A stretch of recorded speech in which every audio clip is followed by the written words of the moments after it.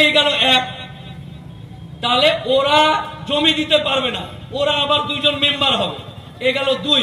3 নম্বর point হচ্ছে দক্ষিণ 24 পরগনার ডিএম বা কালেক্টর আলিপুরে বসে আলিপুর থেকে মালঞ্চ যাচ্ছে চিংড়ি মাছ, গলদা চিংড়ি কিনতে। কোথায় যাচ্ছে? গলদা চিংড়ি কিনতে মালঞ্চ। কে যাচ্ছে? দক্ষিণ 24 পরগনার ডিএম বা কালেক্টর।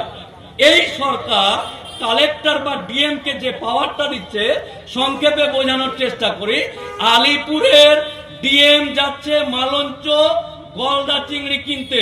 যেতে যেতে বলছে ঘটকপুকুরের এই পাশে যে মসজিদটা আছে অনেকটা পার্কিং করার, গাড়ি পার্কিং করার অনেক জায়গা আছে। আহ কিতনা সুন্দর হ্যায় মসজিদ, हमको चाहिए। যদি বলে ডিএম বলে এই মসজিদ हमको चाहिए, ये मदरसा हमको चाहिए, ये ईदगाह हमको चाहिए, ये कब्रिस्तान हमको चाहिए, তাহলে ডিএম কিন্তু ওইটা নিতে পারে। কিরকম করে বলি, চিংড়ি কিনতে যাচ্ছে, দেখলো ইয়ে হামকো চাইয়ে, মনে মনে হয়ে গেল বাপরে। কারণ আমরা ইসলাম ধর্মাবলম্বী মানুষ, মুসলমান মানুষ, নিজের পেটে গামছা বেঁধে হলো টোটো ভ্যান রিক্সা চালালো, আমার পাড়াতে যে মসজিদটা আছে জিভ দিয়ে চাটা যাবে, এত পরিষ্কার। আমার বাড়ি ইন্দ্রাবাসের, আমার বাড়ি তিরপলের, আমার বাড়ি কাদামাটির, কিন্তু আমার আল্লাহর ঘর অত্যন্ত সুন্দর, অত্যন্ত পবিত্র, অত্যন্ত পরিষ্কার করে আমার আল্লাহর ঘরকে আমরা রাখি। তাই এই ঘর পরিষ্কার ঘর দেখে ডিএম বা কালেক্টরের যখন মনে হবে যে এ হামকো চাইয়ে, এ ঠাকুর এ হাত হামকো দে দো, ঠিক তেমনি বলবে যে এ মুসলমান এ মসজিদ হামকো দে দো। তাহলে কমিটিকে বলবে এই জমিটার এই মসজিদ কমিটির লোকজন ডাকো, কালকে আসো আর তোমাদের দলিল টলিল দেখাও। আমার বাপের তৈরি করা মসজিদ, আমার এলাকার চাঁদা তুলে তৈরি করা মসজিদ, আমরা দলিল খতিয়ান RS number, GL number, plot number, দাগ নাম্বার নিয়ে যখন ডিএম এর কাছে গেছি, ডিএম বলছে রে বাপ ये तो সবই ঠিক है, ओके है, ये कलिया का हाथ कैसे ले लेंगे, ये মসজিদ কিরকম করে নিতে হবে, তার কিন্তু আমাকে নিতেই হবে। আই লাভ ইউ মসজিদ, আই লাভ ইউ মসজিদের জায়গা। তখন বললো ঘটক পুকুর, তাই তো এই জায়গাটার নাম ঘটক পুকুর। জামে মসজিদের কাগজ দেখাতে গেছে, বলছে যে ঘটকটা আর পুকুরটা এই যে বাংলাতে লেখা আছে এটা একটু দূরে হয়ে গেছে। ঘটক পুকুর জামে মসজিদ, পুকুর জামে মসজিদটা ঠিক লেখা আছে আর ঘটকটা একটু দূরে হয়ে গেছে। না না না না, এটা মনে হয় একটু ভুল আছে, ইনকোয়ারি করতে হবে। ইনকোয়ারির জন্য এই সিভিক ভলেন্টিয়ার, এই যে এএসআই সাহেব, এই যে তালা লাগানো পুলিশ, যাও তালা মেরে দাও। আমি ডিএম বলছি দক্ষিণ 24 পরগনা, তালা মারো। কোন মুসল্লি, কোন নামাজি, কোন উজু করা মুয়াজ্জিন, ইমাম কেউ ঢুকতে পারবে না। কেন না, তো ডিএম ইনকোয়ারি করছে। ডিএম ইনকোয়ারির নামে যখন তালা মেরে দিল, তখন এখানে আইনটাতে সুন্দর করে ইংরেজিতে লেখা আছে ডিএম ইট সিমস, মানে ভাষাটা হচ্ছে ডিএম যদি মনে করে যে এটা ফিট ওইটাই ফিট, যদি মনে করে আনফিট তো আনফিট। কিছুদিন পর যখন তালা মারা থাকলো, রাত্রেবেলা ডেকে কমিটিকে বললো যায়, কমিটিকে বললো এসো তোমাদের সাথে আমাদের কথা আছে, ইনকোয়ারি কমপ্লিট। তাদেরকে অ্যারেস্ট করে তারপরের দিন সকালবেলা বুলডোজার নিয়ে এই আমার আল্লাহর ঘরকে শহীদ করতে 1 মিনিট সময় লাগবে না। তাই এই এলাকার সমস্ত জনসাধারণ সহ এই এলাকার সমস্ত মানুষজনকে সজাগ এবং সচেতন হওয়ার জন্য আহ্বান জানাচ্ছি। এই বিলের বিরুদ্ধে আপনাকে প্রতিবাদ করার আবেদন জানাচ্ছি। আপনারা জোর হাত করে, আপনার পায়ে হাত দিয়ে, যে একজন কালেক্টর যদি মনে করে আচ্ছা এটা গেল 3 নম্বর মসজিদ কিভাবে নিবে, আপনি মনে করতে পারেন যে এগুলো আমাদের দিকে হয় না, এগুলো ইউপিতে হয়, গুজরাটে হয়, আর কোথাও হয়, আর কোথাও হয়। আপনাদেরকে বলি আইনটা চালু হয়নি আজকে 16ই নভেম্বর, আজ থেকে 1.5 মাস আগে 23শে সেপ্টেম্বর গুজরাটের সারনাথে এক 600 বছর আগের দরগা ছিল, 600 বছর আগের জামে মসজিদ ছিল। এই জামে মসজিদ এবং এই দরগার সমস্ত কমিটিকে রাত 9টার সময় ডিএম বা কালেক্টর ডেকে অ্যারেস্ট করে বুলডোজার দিয়ে মসজিদ শহীদ করেছে, দরগা শহীদ করেছে, মাজার শহীদ করেছে।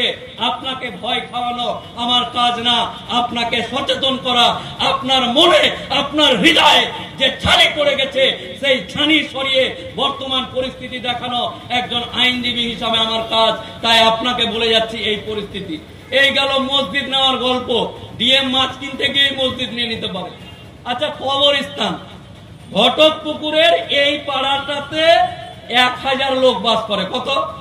ঘটকপুকুরের এই পাড়াটাতে 1000 লোক বাস করে। আর এই 1000 লোকের জন্য আমার বাপ, আমার দাদু, আমার পূর্বপুরুষ এইখানে 10 বিঘা জমি দান করে কবরস্থান করে দিয়ে গেছে।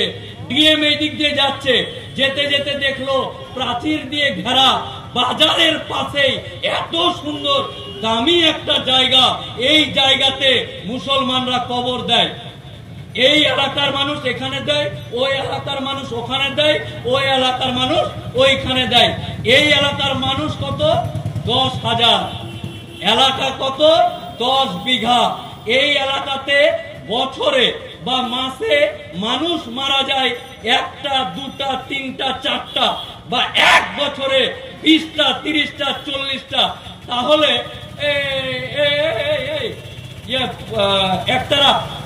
একতারা পুলিশ, দোতারা পুলিশ যা গিয়ে ওই কবরস্থানটাতে 10 বিঘার যে জায়গাটা আছে ওই জায়গাটাতে একটা 4 কাঠার দাগ দিয়ে দে, 4 কাঠার দাগ দিয়ে দে। আর ওই দাগের মধ্যে 1টা 2টা মানুষ মরে 10 বিঘা জায়গা ধরে বসে আছে। কাগজপত্র দেখে ডিএম ওই 4 কাঠা জায়গাকে আপনার বাপের কবর দেওয়ার জন্য, আপনার দাদুর কবর দেওয়ার জন্য ওই 4 কাঠাকে ঘিরে বাকি 9 বিঘা জায়গাতে এই যে বাস টোটো ভিড় করছে, এই ভিড় বলবে যে ওখানে বাস স্ট্যান্ড কর। এই পাওয়ার সরকার দিচ্ছে।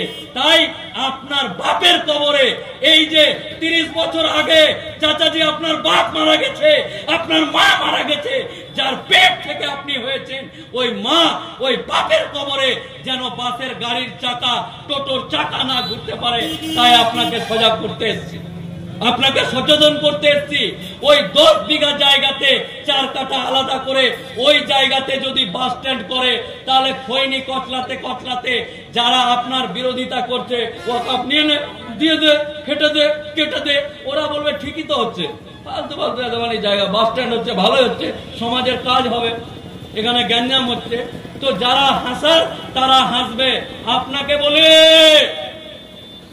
যে বলতে চাইছে যে 10 বিঘা জমির কবরস্থান নিয়ে 4 কাঠা দিবে, উন্নয়ন হবে, তাদেরকে বলি আমার বাপ, আমার দাদু, আমাদের প্রত্যেকের দেহে নবাবের ছেড়ে যাওয়া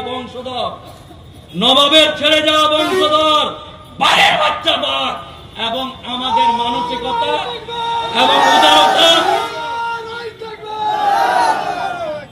আমাদের উদারতার উদাহরণ দিয়ে দিই। খৈনি কচলানো আর যে বলছে যে এটা তো ভালোই হবে, তাকে বলছে আমার বাপ, আমার দাদু নবাবের ছেড়ে যাওয়া বংশধর। আমার বাপকে এই এলাকার মানুষ যখন গিয়ে বলল আমার মাকে, আমার বাপকে কবর দিতে পারছি না, হাজি সাহেব, হুজুর সাহেব, কিবলা সাহেব, ভাইজান, দাদা যান, চাচা যান, আপনার ওই জায়গাটা দিলে ভালো, তাই নাকি রে? কবরস্থান করবি? আমার বাপ নবাবের ছেড়ে যাওয়া বংশধর। আমার বাপ বললো যে এই ঘটকপুকুরের দক্ষিণ এলাকার লোকজন যা, ওইদিকে জায়গা পড়ে আছে, ধান টান হয় না, তোদের যেখানে ইচ্ছা হবে নিয়ে নে। আর আমরাও গিয়ে কোন মাপ টাপের ব্যাপার নয়, ইঘা বিঘা কাঠা শতকের ব্যাপার নয়, যেখানে ইচ্ছা হলো আল্লাহর রাহে আমার বাপ দান করলো, আর আমার চাচারা আল দিয়ে ঘিরে কবরস্থান করেছে। আমাদের উদারতা, আমাদের মানসিকতা, ছেড়ে যাওয়া সম্পত্তির এক একটা বিবরণ যদি আপনাদের সামনে আমি দিতে পারতাম, তাহলে আপনারা আশ্চর্য হতেন এবং চৌকান্বিত হতেন। তাই আপনাদের সকলকেই বলছি, যেমন শ্যামল বাবু জানে না, তেমন আপনারাও জানেন না ওয়াকফ কি। আপনারা আজকেই গিয়ে ওয়াকফ সম্পর্কে সচেতন হয়ে অন্য মানুষ আমার এক চাস্তো ভাইকে বলছে, এই উকিলটা ওই যে নাক বড় গাল ছোট সেদিন ঘটক পুকুরে কি ওকাপ ওকাপ করছে রে। হ্যাঁ আমিও জানি না, ওইগুলো আমার বাপ দাদর জমিটা আমার হতে পারে না। মানে আমার চাস্তো ভাইও জানে না, আমার চাস্তো ভাইয়ের বন্ধু দীপঙ্কর ওও জানে না। তাহলে যে জানে না যেমন করে বুঝালো, আর ও ভাবলো যে আমার বউকে টেনে নেওয়ার আন্দোলন করছে। না, আমার বউকে সরকার টেনে নিচ্ছে, তার আন্দোলন করছি। তাই আপনাদের রাগ হওয়ার কথা নয়, আপনাদের আমাদের সহযোগিতা করার কথা। ব্রাদারান ইসলাম, অত্যন্ত আদর, অত্যন্ত আদব এবং অত্যন্ত সম্মানের সুরে আপনাদেরকে বলি, আমার সামনে বসে থাকা বাবাজি, চাচাজি, কাকাজি, হাজি সাহেব, মোল্লা, মুন্সি, গাজী সাহেব, আপনাদেরকে বলছি, আপনার বয়স এখন 67। কত? 67, 62, 63। আপনি এই জয়নাল হাজির কথা বলছি, জয়নাল হাজি সাহেবের বয়স এখন 67। যখন জয়নাল হাজি সাহেব 22 বছরের লোক ছিল, 22 বছরের লোক, হাজি সাহেব অজ করেনি, দাড়ি রাখেনি, টুপি পরেনি, তখন তো একেবারে এরকম ব্যাপার। যখন বারুইপুর যেতেন তখন বারুইপুরের লোক বলতো ঘটকপুকুর থেকে জয়নাল এসছে, সরে যা সরে যা, ঘটকপুকুর থেকে জয়নাল এসছে, জয়নাল দাদা। আর এই জয়নাল চাচা এখন বেঁচেই আছে, যুবক আছে, জ্যান্ত আছে, মরে যায়নি, কবরে যায়নি। তার এই বয়সটাতেই কত কি হয়ে গেল। তাহলে আপনি যে আমাকে আর আমার বেটাকে রেখে মরবেন, কোন পৃথিবী, কোন সমাজ, কোন দেশ নিয়ে রেখে মরছেন, এটা আপনাকে ভাবতে হবে। আপনি যুবক ছিলেন, এলাকায় যেতেন, এক হাত মাটি বসে যেত, আর আপনি নিজেই এখন বারুইপুর যাচ্ছেন মাস্ক দিয়ে দাড়িটিকে ঢেকে নিয়ে। তাই সজাগ এবং সচেতন আপনাকে ভাবতে হবে, কোন রাজ্য, কোন দেশ আপনি দিয়ে যাচ্ছেন। যেই দেশে আপনার বেটাকে আপনি যখন যুবক ছিলেন, আপনার প্রভাব, আপনার সম্পত্তি, আপনার পাওয়ার কেমন ছিল, আজকে আপনি কেমন আছেন, আর কিভাবে বাঁচলেন আপনি, তার চরকায় তেল দিতে গিয়ে আপনি আমাদের মতো লোককে এখন কেউ এসে বলছে লুঙ্গি তুলে দেখছে, কাটা না গোটা, লুঙ্গি পরে আছিস নাকি, যা লাত মেরে বাংলাদেশ পাঠিয়ে দেবো। এই কি খাচ্ছিস, এই খাসির মাংস না অমুকের মাংস, মানে ক্যারি ব্যাগের ভিতরে নাক ঢুকিয়ে চেক করছে। আপনার জীবন অবস্থাতে আমাদের অবস্থা এই। তাই আমার বাপ চাচাদেরকে দায়িত্ব নিতে হবে। এখনো আমার জাত, আমার কম, আমার সম্প্রদায়, আমার এলাকা একসাথে আমরা বাপ বেটা বসে মদ খাই না। আমরা এখনো বাপ বেটা একসাথে সিগারেট খেয়ে বাপের মুখে ধোঁয়া ছাড়ি না। এখনো যদি দেখি ওই দোকানে বাবাজি বসে আছে, চাচাজি বসে আছে, আমরা ইয়াং তরুণ ছেলেরা দূরে গেলে চাচাজি আছে, চলো চলো চলো চাচাজি আছে, বাপরে বড় বাপ আছে, চাচা আছে। তো এখনো এই সম্মান আমাদের মধ্যে আছে। তাই আপনার করে যাওয়া ভুলের জন্য, আপনার অসচেতনতার জন্য, চাচাজি আপনাকে আমি ডাইরেক্ট বলছি, আপনার অকর্মণ্যতার জন্য, আপনার ভুলের জন্য আমার লুঙ্গি তুলে দেখছে, আমাকে খেতে দিচ্ছে না, আমার জায়গা নিয়ে নিচ্ছে, আমার বউ নিয়ে নিচ্ছে, আমার শরীয়ত নষ্ট করছে, আপনার ভুলের জন্য। তাই আপনি আজ থেকেই সজাগ হবেন, সচেতন হবেন। ইয়াং তরুণ ভাইদেরকে নিয়ে আপনি পরামর্শ দিবেন। এই যে তৃণমূল করা মুসলমান, সিপিএম করা মুসলমান, কংগ্রেস করা মুসলমান, আইএসএফ করা মুসলমান, পয়সার লোভে বিজেপি করা মুসলমান, কিছু না করা মুসলমান, আপনাকে বলছি, ডাইরেক্ট আপনার দিকে আঙ্গুল তুলে বলছি, আপনি তৃণমূল করেন। যখনই দেখলেন ঘটকপুরে ওয়াকফ বোর্ডের মিটিং হচ্ছে, তৃণমূলের ঝোলাটা খুলে রেখে দিবেন। চল চল চল চল, আমার বাপের কবরের ব্যাপার আছে, আমার বাপ দাদুর কবরের ব্যাপার আছে, আমার বাপের কবর জিসিপি দিয়ে খুঁড়ে এই দিক দিয়ে টানতে টানতে নিয়ে যাচ্ছে। তৃণমূল বুঝি না, রাজনীতি বুঝি না, যেখানে দেশ, জাতি, কম, ভাই, কোরআন, নবী, কবর, মাজার, মসজিদ হবে, সেখানে কোনো পার্টি পুটি হবে না। তৃণমূলের ঝোলাটাকে খুলে দিয়ে ওয়াকফ বোর্ডের মিটিং এ যেতে হবে, ওয়াকফের মিটিং এ যেতে হবে। আইএসএফ এর ঝোলা খুলে দিয়ে আল্লাহর ডাকে, আল্লাহর ঘর বাঁচাতে, আল্লাহর সম্পত্তি বাঁচাতে আপনাকে লাভবাই করে যেতে হবে। কংগ্রেসের ঝোলা খুলে, বিজেপির ঝোলা খুলে, কিছু না করার ঝোলা খুলে আল্লাহর সম্পত্তি বাঁচাতে আপনাকে মঙ্গলবারের দিন আহ্বান জানাচ্ছি। এই শ্যামল, আবার আপনাকে বলি, এই জয়নাল, আপনাকে বলি, এই যে রফিক, চায়ের দোকান খুলে বসে আছিস, নিজে চা খাচ্ছিস আর জামালকে চা খাওয়াচ্ছিস, এই তোর বাপের কবর বাঁচাতে এসছি আমি। আমার বাপের কবর, আমার দাদার কবর, আমার স্ত্রীর কবর বাঁচাতে আসিনি। আমি হাইকোর্টের উকিল, বারবার একটা কথা বোঝানোর চেষ্টা করছি যে আমরা এসছি কেন, কারণ আমার পাওয়ার, আমার ক্ষমতা, আমার কলমের গুঁতোতে আমার বাপকে কবর দিতে, আমার স্ত্রীকে কবর দিতে অসুবিধা হবে না। জয়নাল চায়ের দোকানদার, তোর বাপ যে আর ওরসে তুমি জন্মগ্রহণ করেছো, মরার পর লাশ যেন ঘাড়ে করে না নিয়ে ঘুরতে হয়, ওই জন্য তোর বাপের কবর বাঁচাতে এসছি। এলাস দুঃখ আমার জাত, আমার কমকে আমি বোঝাতে পারলাম না, যেখানে সকলের উপস্থিত হয়ে নিজের বাপ দাদার কবর, নিজের মাজার, নিজের মসজিদ, নিজের খানকা, নিজের দরজা বাঁচানোর কথা ছিল, আপনারা কেউ না এসে যারা আমার বাবাজির টাইপের লোক আছে তারা এখানে উপস্থিত হয়েছে। আপনাদেরকে অত্যন্ত সম্মানের তাগিদে, অত্যন্ত সম্মান জানিয়ে আপনাদের সকলকে আবার জেগে উঠার আহ্বান জানাচ্ছি। আর এই যে কিছুক্ষণ আগে কামরুজ্জামান ভাই বলল যে মুসলিম সম্প্রদায়রা কিয়ামতের আগের দিন পর্যন্ত কাউকে ভয় পায়নি, পাবে না, আগামীতেও পাবে না ইনশাআল্লাহ। তাই এইসব মিস কল মেরে আমাদের ভুল বুঝাবুঝির কারণে, আমাদের অজ্ঞতার কারণে, আমাদের সচেতনতার কারণে আমাদের মাথায় পা রেখে অন্য কেউ ফল খাওয়ার চেষ্টা করছে। তাই আমরা যদি একবার মাথা নাড়া দিই তাহলে মাথা থেকে পড়ে গিয়ে নিচে পড়ে পা পিছলে যাবে, দাঁত ভেঙে যাবে।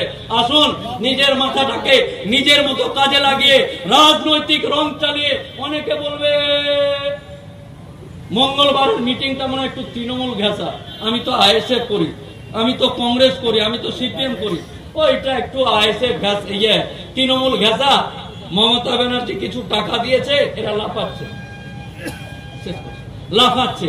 তাই আপনাদেরকে বলি, ওপেন একদম খোলামেলা বলছি, বাপের জন্মে এই যে জয়নাল চাচা যুবক ছিল, বুড়া হয়ে গেল, আজ অব্দি আপনার বাপ কোন নেতা, কোন মন্ত্রী, কোন এমএলএ, কোন এমপি, মেম্বার, প্রধান তৈরি করতে পারেনি যে আপনি গেলে মোফাক্কেরুল ইসলাম কামরুজ্জামান নেতা হয়ে যাবে।